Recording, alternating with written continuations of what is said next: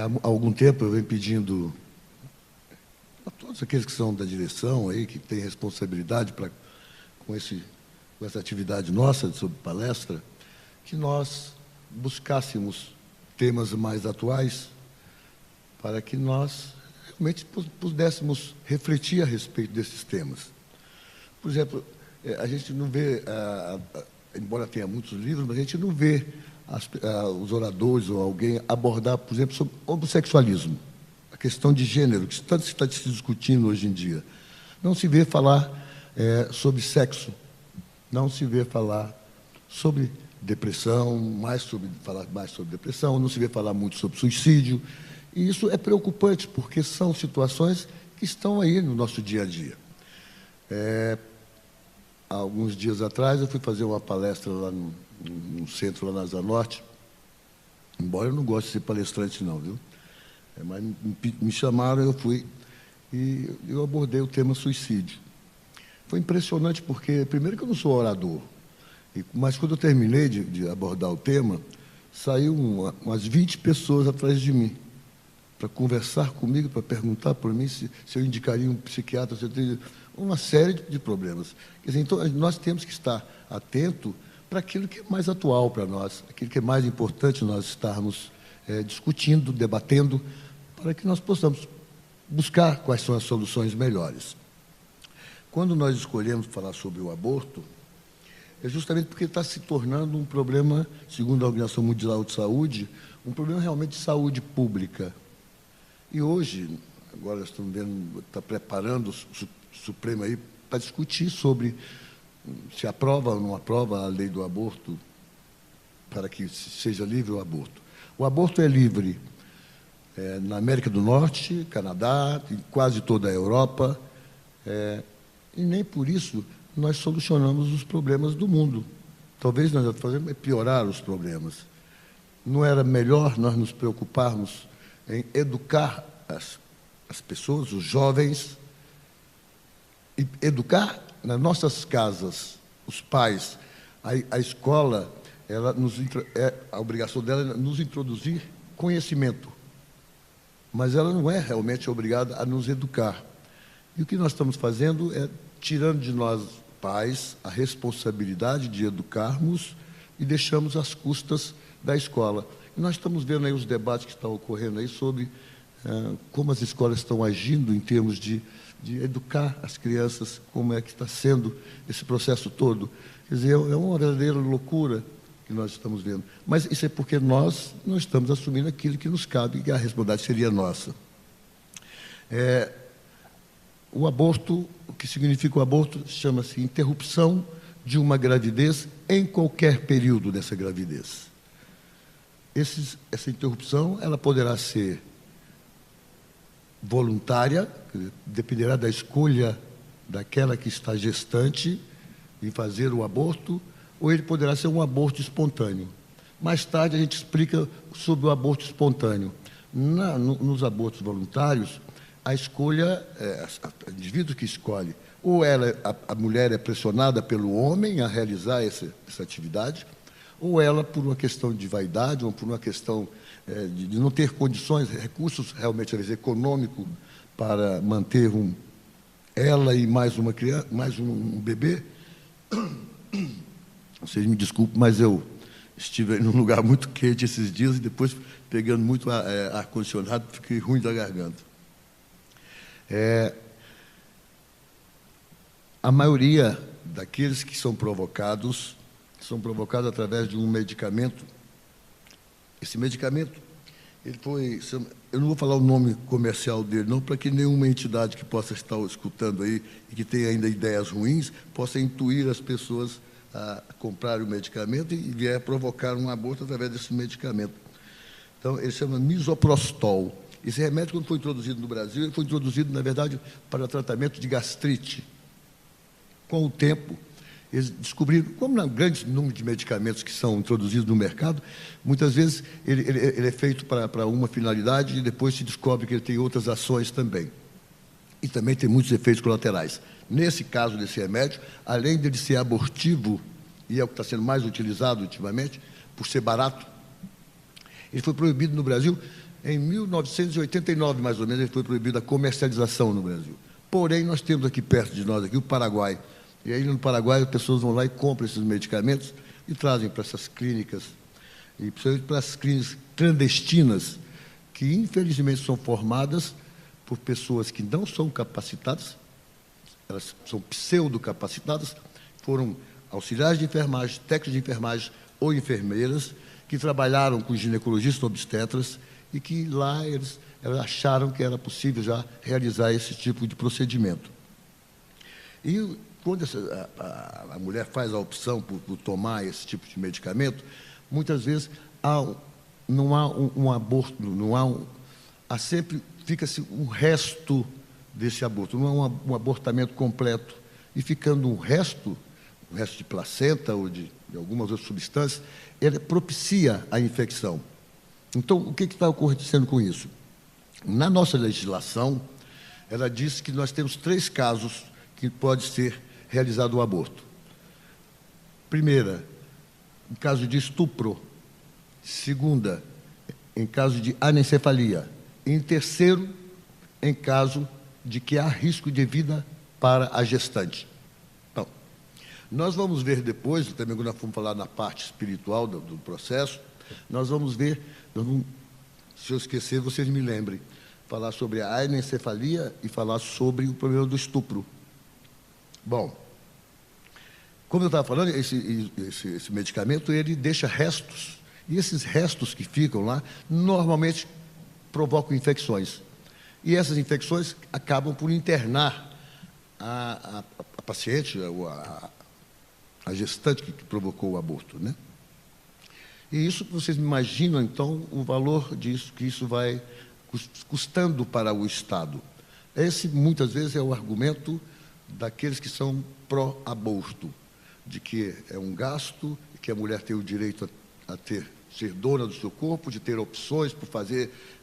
Bom, isso são argumentos para aqueles que são favoráveis ao aborto. Mas nós vamos ver estatisticamente o que pode acontecer. Embora nós saibamos que a estatística também no Brasil, ela não funciona. Ela não funciona porque, principalmente nesse caso, a menina faz um aborto, depois ela desenvolve uma infecção com 10 dias, alguns dias depois do aborto, aí ela vai parar no hospital, e lá no hospital ela se interna, e muitas vezes ela vai a óbito, e aí quando ela vai a óbito, o médico escreve lá no atestado de óbito, septicemia, quer dizer, uma infecção generalizada, e não coloca que foi secundariamente ao aborto. Então, estatisticamente, ela não cai como um aborto, ela cai como uma septicemia. E aí, então, as estatísticas, para nós, são extremamente furadas. E nós vamos ver aqui que as primeiras estatísticas, aqui no Brasil, para vocês terem uma ideia, a primeira estatística foi feita em 2010. Nós estamos defasados já 8 anos, estatisticamente. Nós não sabemos como é a real situação do aborto no Brasil. Em 2013, a ONU, através da Organização Mundial de Saúde, ela relata cerca de 3,2 milhões de abortos por ano, principalmente nos países pobres. E desses abortos, estima-se que 70 mil das gestantes vão a óbito por complicações, tanto durante a gravidez como após o parto. O aborto é a 4ª causa de morte de gestante, da causa materna. 4ª causa de morte. E hoje está sendo uma das grandes incidências das causas de morte em geral. Então, o índice é muito alto. No Brasil, foi publicado em 2010 uma pesquisa realizada, por incrível que pareça, pela Universidade de Brasília, junto com a Universidade do Rio de Janeiro. Fez uma pesquisa entre mulheres de 18 e 39 anos, alfabetizadas e residentes nas áreas urbanas. Das 2.002 pessoas entrevistadas, 15% declararam que já fizeram pelo menos um aborto, o que representa 5,3 milhões de abortos. Quando a gente faz 5,3 milhões de abortos, a gente imagina que a população de Brasília está quase chegando aos 3 milhões. Então, uma população de Brasília inteira, mais do que quase o dobro da população de Brasília, foram abortados. 64% são casadas e 81% são mães. Agora, eles chamam a atenção, é possível que esse número seja muito maior se nós incidirmos na estatística aquelas pessoas que moram nas áreas rurais e que são não alfabetizadas. Então, o índice poderá ser muito mais elevado do que, na verdade, a estatística nos traz. Eu vou referir para vocês, que é interessante, alguns dados segundo a pesquisa. 55% das mulheres precisaram de internação por complicações durante o aborto. 48% referiram ter usado medicamentos para abortar. É aquilo que eu falei para vocês. Ou elas procuram uma clínica clandestina para realizar o aborto, que torna mais barato, ou ela vai tomar um medicamento para tentar ver se há um abortamento completo, se não havendo. Então, por isso esse índice que os medicamentos, grandes delas, 55%, acaba chegando a ter necessidade de internação. 13% fizeram aborto entre 16 e 17 anos. 16% entre 18 e 19. 24% entre 20 e 24 anos. A preocupação grande, problema da gravidez na adolescência. Quais os principais riscos quando se tem gravidez? A Organização Mundial de Saúde considera adolescente dos 10 aos 19 anos. Primeiro, veja o problema de econômico, socioeconômico que causa aos países. Primeiro, evasão escolar, quando se dá a gravidez na adolescência. Riscos à saúde. Mortalidade materna aumenta muito porque muitas vezes o organismo não está realmente totalmente preparado para um processo de gravidez. Não tem uma maturação suficiente para que ela pudesse vir a engravidar. Há alguns casos, para vocês terem uma ideia, a adolescente tem ruptura do colo uterino devido à gravidez. Porque o útero não estava ainda com o tamanho suficiente para recepcionar uma criança, para recepcionar um feto. Então, há esses inúmeros riscos. Então, depois da mortalidade materna, muito nascimento prematuro. E, em quinto, há muito aborto natural. Se quisermos diminuir esses números estatísticos, temos que iniciar urgentemente a educação de nossos filhos na área sexual. Agora vejam bem, por que a gente fala que é a educação? Nós sabemos que existem inúmeros métodos anticonceptivos. E me lembro que eu era menino ainda, garoto, num programa Pinga Fogo, foi feita essa pergunta, que foi logo naquela época estava surgindo o anticoncepcional. E foi feito, um determinado pergunta para o Chico sobre o anticoncepcional. E a opinião do Chico, ele disse o seguinte: primeiro, que Deus só permite que aquilo que seja feito, existe uma certa permissão por parte de Deus. E segundo, que é 1000 vezes preferível que a mulher use o anticoncepcional a fazer um aborto. Então, quer dizer, nós temos que realmente estar nos preocupando nesse processo de educação dentro dos nossos lares. Nós estamos deixando que a mídia, principalmente a televisiva, esteja educando nossos filhos nessa área. Então, nós vemos as novelas da Globo, têm nos mostrado aí alguns absurdos, que não é possível.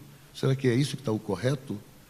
Quer dizer, e nós, quer dizer, vamos achar que uma menina de 10, 12 anos já não sabe tudo? Sabe, porque hoje você tem o WhatsApp, você tem uma comunicação rápida e você tem, as televisões estão mostrando aí. o que querem mostrar.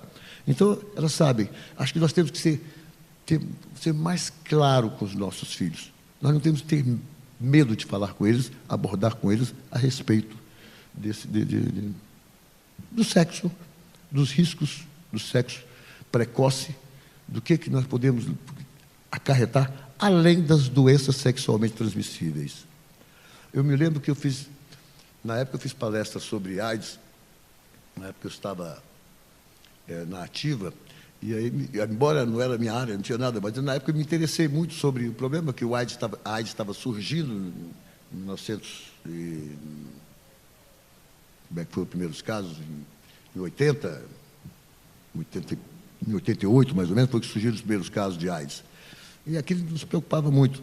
E eu tinha um amigo que era hematologista, e ele tinha todas as estatísticas, então ele me dava tudo aquilo. E eu fui dar palestra em quase todas as companhias da PM.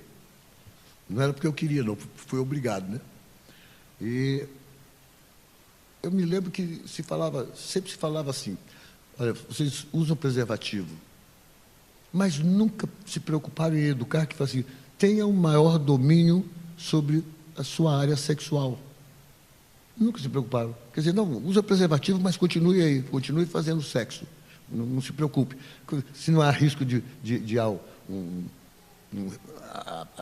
preservativo estourar. Então, quer dizer, os riscos estavam do mesmo jeito.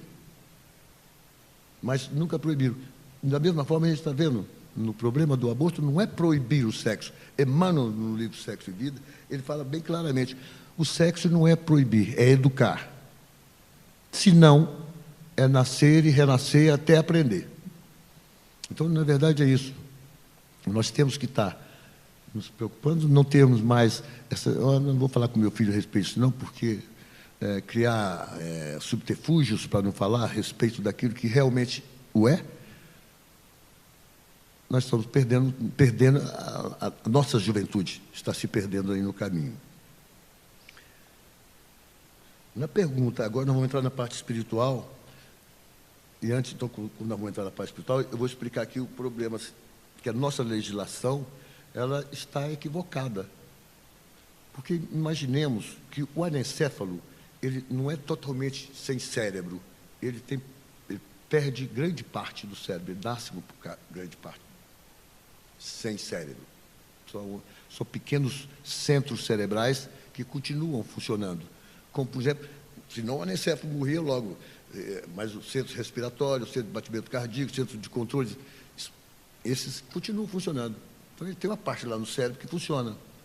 E é interessante que a gente encontra ali. Esses dias eu vi uma reportagem, uma mulher que pegou o Zika vírus, e aí foi dado o diagnóstico para ela que o filho estava, e era uma jovem que estava com anencefalia, que ela podia buscar o SUS e realizar o aborto. E ela optou por não fazê-lo. E ela fez certo. A doutrina espírita diz o seguinte, que quando se engravida, é uma alma que está tendo uma oportunidade de resgatar débitos e de passar por provações.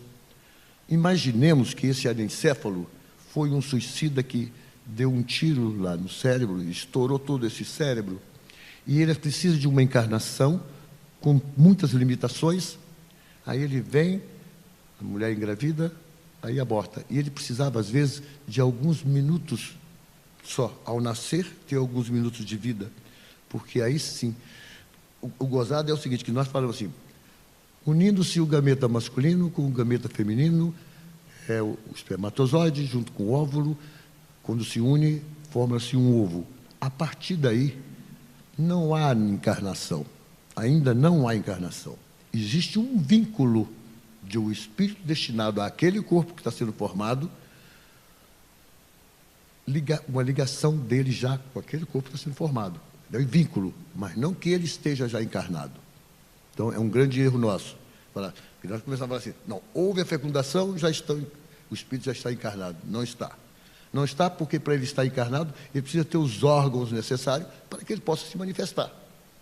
Então, ele está já vinculado, ligado àquele processo ali, mas ele está fora. Mas Quando ele está ligado ali, ele já está preso, porque ele não pode, não tem toda a liberdade que ele queria. Só no momento da encarnação mesmo é que ele vem todo o processo do esquecimento. Até então, ele está muito livre, ele tem condições de ter muitas lembranças, muitas recordações, ele tem condições de fazer muita... Por isso, pode acontecer no aborto espontâneo de alguns que sabem que ele vai ter um compromisso grande com o processo da encarnação dele, porque ele fez uma programação, e aí ele desiste muitas vezes daquela encarnação. Aí você tem um aborto espontâneo. Em outras vezes, ocorre um processo interessante. A mulher tem uma ovulação, não houve uma fecundação desse óvulo, mas esse óvulo começa a desenvolver-se por si só, não como ovo. Então, é chamado de ovo cego. Na medicina, se fala ovo cego. É um ovo que não tem uma fecundação. O que vai acontecer? Ela vai ter toda uma sintomatologia que está no processo gestacional, e depois, é claro, como é um ovo cego, existe um aborto desse ovo cego. Aí você vai dizer, então para que isso? Para que existiria isso? É uma aprovação para os pais. Porque muitas vezes ele queria um filho, queria ter um, e não vai ter. E aí não vai ter, aí tem muitos motivos para não ter. Quando eu falei sobre esse problema não só da iniciativa, no estupro, disse assim, a espiritualidade está chamando a atenção na seguinte situação: se você estiver em contato com alguém que engravidou, nós espíritas temos que fazer de tudo para que ela dê a chance, para que esse espírito reencarnante possa ter uma oportunidade de passar pelo processo de resgate que ele precisa, do aprendizado que ele precisa, de todo o processo que nós passamos. Eu conheci uma paciente que ela teve uma filha que foi oriunda de um estupro. E essa senhora falou para mim uma coisa que me impressionou muito na época, porque ela disse para mim assim: é o maior motivo que eu tenho para continuar vivendo. É essa minha filha, já mocinha ela. Aí a gente fica pensando, poxa vida, nós vamos culpar ou vamos condenar um espírito que está ali reencarnado? Foi ele que causou o estupro? Parece que foi ele que foi o culpado. Né? O causador realmente do estupro, eles dizem que, na sua grande maioria, estão dentro dos lares, dos próprios lares, são parentes próximos que cometem os estupros, tanto nas adolescentes quanto mesmo em adultos. Então, na verdade, um problema que nós que temos que cuidar para que isso não ocorra. Não adianta pegar e falar, olha, se você engravidou, por favor, não faça o aborto, não. Vamos deixar que nasça essa criança, vamos fazer. Uma vez veio Nércio, há muitos anos atrás, né, Elvésio? Que veio dar uma palestra sobre aborto aqui, você lembra? E ele tinha um médico nos Estados Unidos que era o médico mais pró-aborto, o que mais fazia aborto nos Estados Unidos. E um dia ele resolveu fazer um aborto acompanhando com uma ecografia abdominal. Fazer o aborto e acompanhando com a ecografia. O fetozinho, ele se defendendo com a mão, quando ele estava introduzindo a cureta, aí o feto tentando se defender daquilo ali. Então ele fala assim, se essa aqui o feto, o espírito não tem dor? Quem tem a dor é o corpo ou é o espírito? Aí esse médico, quando ele viu, realizando lá, e viu o exame que ele fez, que ele viu o feto tentando se defender com a mãozinha, estou falando isso aqui porque o Nércio, na época, ele projetou para nós isso aqui. Ele se tornou o mais anti-aborto dos Estados Unidos, contrário ao aborto. É interessante que as pessoas são capazes de mudar. Eles já acham que o espírito não tem sentimento? Tem. Eu tive um amigo na faculdade que os pais eram espanhóis. E a mãe caiu na besteira de falar para ele quando ele era pequeno, que, na verdade, ela não queria ter tido ele como filho, que ela tinha pensado em abortar.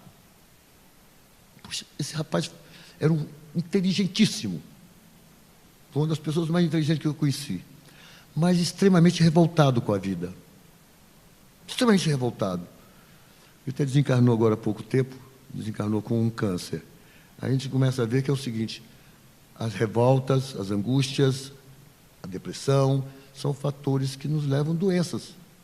Além da doença que nós temos em si, que é, vamos supor, a depressão, hoje é comprovadamente, a depressão é uma das grandes causas do câncer de mama. Então, quer dizer, você imagina a raiva, a angústia, o que nos faz conosco. As enfermidades que ela nos causa. E esse rapaz, ele era mais novo do que eu, um pouco mais novo do que eu, desencarnou agora há pouco tempo. E isso é triste. Cabe a todos nós ainda que temos um pouco de esclarecimento na doutrina espírita, então cabe a todos nós realmente tentar evitar, em qualquer caso de gravidez, que haja um desejo da gestante de acabar com aquela gestação. Lembramos sempre que aquele espírito está tendo uma oportunidade que para ele pode ser ímpar, que não sabe há quanto tempo ele terá outra oportunidade. Na pergunta número 357 do Livro dos Espíritos, ele pergunta assim, Kardec pergunta aos espíritos: quais são, para o espírito, as consequências do aborto? É uma existência nula a recomeçar. Essa é a resposta. Na 358, o abortamento voluntário é um crime, qualquer que seja a época da concepção? Resposta: existe sempre crime quando transgredis a lei de Deus. A mãe ou qualquer pessoa cometerá sempre crime, tirando a vida à criança antes de nascer, porque está impedindo a alma de suportar as provas das quais o corpo deveria ser o instrumento. Na pergunta no 359, essa sim é a única que talvez dentro da legislação que nós temos, ela está de acordo com a doutrina espírita, que é aquela quando há risco para a gestante, para a mãe. Pergunta no 359. No caso em que a vida da mãe estivesse em perigo com o nascimento da criança, há crime em sacrificar a criança para salvar a mãe? Aí a resposta: é preferível sacrificar o ser que não existe, teoricamente, dizer assim, não existe, porque ele existe, né? Como espírito ele existe. Mas diz assim, não existe ainda entre nós, então o ser que ainda não existe entre nós, e salvar aquele que nós já convivemos com ele. Essa é a resposta da União dos Espíritos. Nós temos que estar, sempre que possível, nós temos que estar debatendo sobre esses temas, justamente para que nós possamos vir a diminuir esses números estatísticos que não é insuportável. Nosso planeta, ele está, vocês imaginemos Bom, nos nossos trabalhos mediúnicos, é comum vir espíritos que estão num processo depressivo, muitos deles, a maioria deles, do sexo feminino, pelo menos naquela encarnação última dele. E as pessoas chegam com uma depressão. Por que você está mexendo comigo? Eu quero só dormir, eu quero ficar lá no buraco, não quero que ninguém me incomode, eu não quero conversa com ninguém, não quero nada. E a depressão faz isso com as pessoas mesmo. Ela busca o isolamento, achando que com isso ela está resolvendo os seus problemas. E o que nós fazemos com essas criaturas? Muitas vezes eu pergunto assim para elas: você gostaria de saber o porquê que é que você está tendo esse tipo de comportamento? Por que você está tendo essa tristeza tão profunda? Aí, muitas vezes perguntam: isso vai me ajudar? Eu tenho quase certeza que sim. Porque quando nós tornamos aquilo que está no nosso subconsciente, que é o que nos atormenta, nós tornamos consciente, torna-se mais fácil nós trabalharmos esse processo. Quando nós mantemos ainda lá no nosso parece que ele não está claro para nós. Eu sei que eu tenho uma saudade, eu sei que eu tenho uma tristeza, eu sei que eu tenho, mas não sei de quê, não sei de onde, não sei, porque não está claro para mim. E a gente faz um processo que é fácil de fazer quando está no espírito. Quer dizer, é fácil de fazer porque tem a companhia da equipe espiritual, né, que ajuda muito. Quando a gente faz a regressão nessas criaturas, essas entidades que estão no quadro depressivo ainda, a maioria delas, infelizmente, a tristeza, o remorso que as marca foram aborto cometido.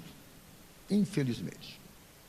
Então, veja, nós carregamos conosco as marcas daquilo que nós fazemos. Eu não estou dizendo para você que a gente pode fazer outros tipos de crime. A mulher ou o homem pode cometer uma série de outros crimes, que depois vem o remorso também. O remorso é um processo doentio. Quando tem o arrependimento nós podemos, já é um progresso para nós. Eu estou arrependido daquilo que eu fiz. Aí eu vou buscar a solução daquele arrependimento, buscar o perdão, o perdoar, fazer, sei lá, vou solucionar o problema. Mas quando eu alimento o remorso, esse é mais difícil, porque eu guardo dentro de mim e aí eu vou levar para 100, 200, 1000 anos aí, se eu não quiser resolvê-lo. Aí nós vamos ter aqui duas citações que eu tirei, uma de Emmanuel e outra de um outro livro. Porque os dois falam mais ou menos a mesma coisa. Diz assim, esse é Esclarecendo os Jovens, do livro Esclarecendo os Jovens, o autor é Humberto Ferreira. É um livro muito interessante. Para a mocidade, deveria ler esses livros que tem. Quem pratica o aborto mancha a própria consciência e se condiciona a um resgate futuro. Além de expor-se a uma obsessão difícil, há muitos casos de mulheres obsidiadas que requerem internação em clínicas ou sanatórios espíritas, que estão colhendo os frutos do aborto praticado no pretérito. E é isso mesmo. Então, hoje, é o que ele está dizendo, hoje, muitos desses que nós estamos tendo de depressões são ainda resquícios desses remorsos do passado. São hoje encarnada, mas que não se perdoam ainda. Não estou dizendo que se perdoar, não vai ter que corrigir o erro. Não, se perdoe e vamos corrigir o erro. Mas como não conseguimos ainda, vamos guardando isso aí, e aí estamos aí, tendo aí essa coisa absurda de suicídio, né? Uma pessoa suicidando, você fala, não é possível. Aí não, mas ele estava deprimido, ele estava muito angustiado, estava assim, bom, os medicamentos vão resolver? Se resolvessem, não tinha ninguém mais se suicidando, não tinha ninguém mais. É preciso que haja também uma outra terapia. Dentro da doutrina espírita, nós sabemos que auxilia, que ajuda, mas isso nem todo mundo é espírita, então nem todo mundo aceita a doutrina espírita. Então nós estamos vendo aí um problema seríssimo. Talvez um outro tema que nós teremos que abordar mais aqui também será sobre o suicídio. Aí vem Emmanuel do livro Vida e Sexo. Admitimos seja suficiente breve meditação em torno do aborto delituoso. Reconhecermos nele um dos grandes fornecedores das moléstias de etiologia obscura e das obsessões catalogáveis na patologia da mente, ocupando vastos departamentos de hospitais e prisões. Bom, na verdade, eu não queria... Nós tentamos isso aqui já algumas vezes, mas não foi para frente. Mas quando se tratasse de temas desse tipo, que às vezes chamam mais atenção, nós gostaríamos que fosse não alguém só falando aqui, mas que houvesse, sei lá, um tempo qualquer, para que se houvesse perguntas, para que nós tentássemos esclarecer alguns pontos que ficam obscuros para nós. Mas, eu estou dizendo para vocês que nós tentamos, porque as pessoas saem daqui acreditando ou desacreditando naquilo que a pessoa aqui está falando. ou sai em dúvida e não consegue tentar esclarecer. Eu acho que nós temos que dar um jeito de ir mudando isso aí. O indivíduo aqui chega e fala, eu tenho que aceitar tudo que ele falou, ou não aceitar nada, e sair daqui com os meus questionamentos. Se ele me desse a oportunidade, a gente ia questionar, não é? Então a gente fala assim, o espírito pode desistir de uma encarnação. Claro que ele pode desistir. Quando nós lemos num livro chamado Fundação Emmanuel, escrito por Dr. Inácio Ferreira, aí eu tinha lá na Fundação Emmanuel, lá no Instituto do Dr. Odilon, lá que toma conta lá aí tinha lá 25 espíritos, mais ou menos 25 espíritos, que estavam sendo preparados para serem encarnações de verdadeiros Emanuéis. Quer dizer, com os esclarecimentos que Emmanuel tinha, com tudo, inclusive com as feições parecidas com o do Emmanuel. Não pensemos nós que eles iriam todos encarnar aqui no Brasil. Claro que não. Eles têm que encarnar em todo o planeta Terra, em vários lugares, para tentar disseminando cada vez mais os esclarecimentos da espiritualidade. Aí perguntaram para o doutor Odilon, todos eles vão realizar mesmo o trabalho? Não sabemos, porque caberá a cada um. Quando eles encarnam aqui, aí, se ele quiser mudar o destino deles, se ele quiser mudar aquilo que ele se comprometeu, ele vai modificar, porque é nossa, é característica do espírito ainda. Então, nós temos que estar preocupados com isso. Nós fizemos um compromisso na nossa encarnação, claro que falhamos, ainda temos muitas imperfeições, temos muitas dificuldades, porém, a busca de todos nós é buscarmos realmente a perfeição, é buscarmos a nossa melhoria, demore mais algumas encarnações, mas só teremos uma outra chance se nós reencarnarmos. Se fizerem opções, quando eu tiver que reencarnar, e fizeram uma opção por me ser abortado, eu prometo para vocês que eu não ficarei com raiva daquela que fizer isso comigo, não ficaria com ódio, não seria obsessor dela. Mas eu queria só contar uma historinha para vocês, veja como é que nós fazemos julgamentos que não devem ser feitos. Um casal alemão, eles sofriam de sífilis. O primeiro filho nasceu com problema de cegueira, o segundo filho nasceu com problema de surdo, mudo, o terceiro filho nasceu com problemas também de saúde, o quarto também. Aí pergunta-se, o que se faria com o quinto filho, quinta gestação dessa mãe? A maioria das pessoas diria assim, abortava. Pois é, se nós tivéssemos abortado, isso é real, nós teríamos abortado Beethoven. A história dele foi essa. Muito obrigado a todos pela paciência.